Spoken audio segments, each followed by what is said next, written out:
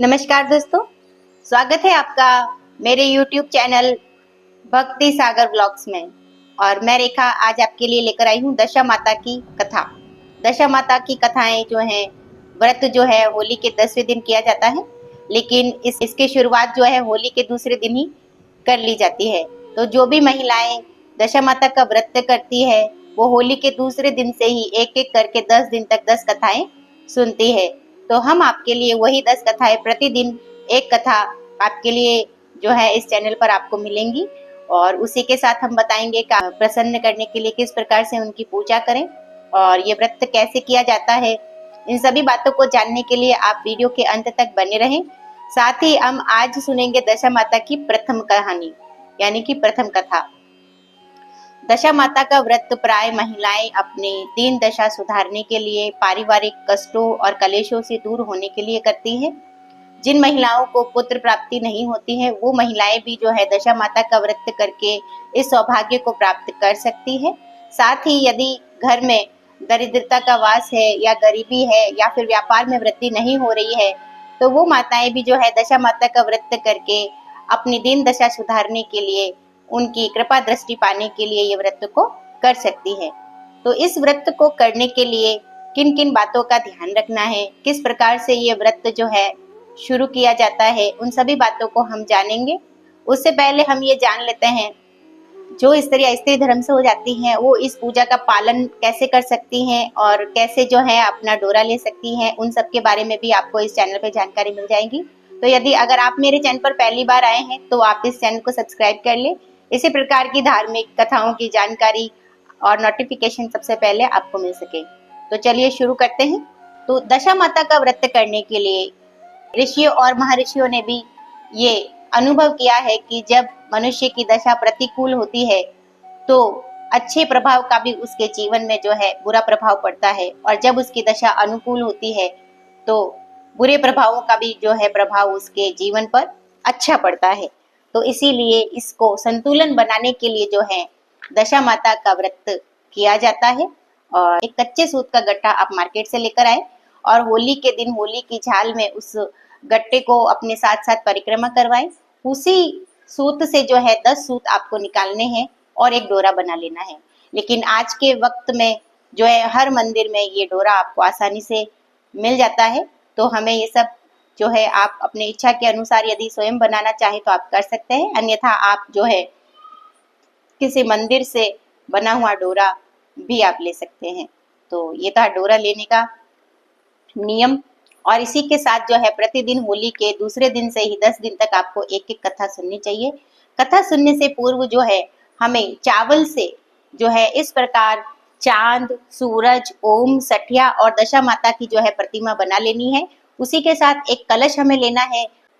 कथा कहने से पूर्व आप इन सबको तिलक कर ले कुमकुम से, जो कि मैं आपके सामने अभी करने जा रही हूँ, और छींटा लगा दे।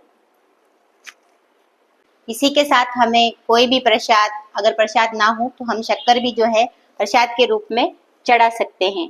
तो थोड़ा थोड़ा प्रसाद भोग के रूप में आप इनको अर्पित कर सकते हैं। यदि आपके आसपास कोई दशा माता का मंदिर नहीं है या कोई महिलाएं नहीं हैं जो दशा माता का व्रत करती हैं और आपका सहयोग कर सके, आप उन सबको आमंत्रित करके उनको भी कथा सुना सकती हैं, और नहीं तो आप ऑनलाइन भी कथा सुन सकती हैं। इसी के साथ दशा माता की पूजा करने के लिए यदि मंदिर नहीं है तो आप इस प्रकार से जो है बनाकर और घर पर भी किस प्रकार से दशा माता की पूजा कर सकती हैं उस सब की विधि भी आपको मेरे चैनल पर मिलने वाली है। तो चलिए शुरू करते हैं। इस प्रकार जो है कर लेने के बाद में हमें कथा कहनी होती है। ये सब मैंने कर लिया है, तो आप प्रतिदिन इस कथा का आनंद लें। और इसी के साथ हम शुरू करते हैं आज की कथा। दशा माता की पूजा की विधि जो है वो मैं आपको वीडियो के अंत में बताऊंगी। तो सबसे पहले हम जो है दशा माता की कथा सुनेंगे, उसके बाद हम जानेंगे इसकी क्या पूजा विधि होती है और किस प्रकार से हम इस व्रत को पूर्ण करते हैं। तो चलिए सबसे पहले कथा सुन लेते हैं। एक राजा था और उसकी 2 रानियां थी। ज्येष्ठ रानी के संतान नहीं थी और छोटी रानी के पुत्र था। राजा छोटी रानी और राजकुमार को बहुत प्यार करता था। बड़ी रानी छोटी रानी से ईर्ष्या करने लगी। बड़ी रानी सोत्याड़ा के कारण राजकुमार के प्राण हर लेना चाहती थी। एक दिन राजकुमार खेलता खेलता बड़ी रानी के चौक में चला गया और बड़ी रानी ने राजकुमार के गले में एक काला सांप डाल दिया। छोटी रानी राजकुमार की माता दशा माता का व्रत रखा करती थी। राजकुमार दशा माता की ही दिया हुआ था। दशा माता की कृपा से राजकुमार के गले में का सांप आप ही सरक कर चला गया। दूसरे दिन बड़ी रानी ने राजकुमार को विष भरे लड्डू खाने को दिए और राजकुमार जैसे ही लड्डू खाने लगा तो दशा माता के ने दासी रूप में आकर जो है राजकुमार से वो लड्डू छीन लिए। बड़ी रानी का यह वार भी खाली गया। रानी को बड़ी चिंता हुई कि किसी भी तरह राजकुमार को मारना चाहिए। तीसरे दिन जब राजकुमार पुनः उसके आंगन में खेलते गया तो रानी ने उसे पकड़कर गहरे कुएं में धकेल दिया। चूंकि कुआं बड़ी रानी के आंगन में बना था, इसलिए किसी को भी पता नहीं चला कि राजकुमार कहाँ गया है। उत्तम जलाशय, शुद्ध स्वच्छ मकान और ऐसी ही दिव्य वस्तुओं को सदैव दशा माता का वास रहता है।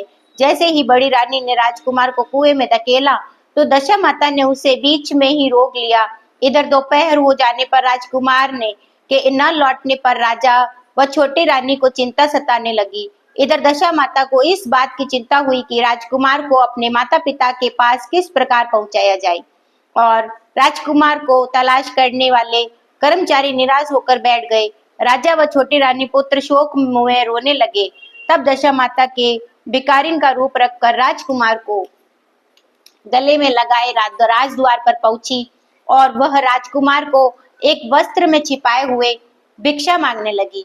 सिपाहियों ने उसे दुत्कार कर कहा, तुझे भिक्षा की पड़ी है और यहाँ राजकुमार खो गया है और सब लोग दुख और चिंता में व्याकुल हो रहे हैं।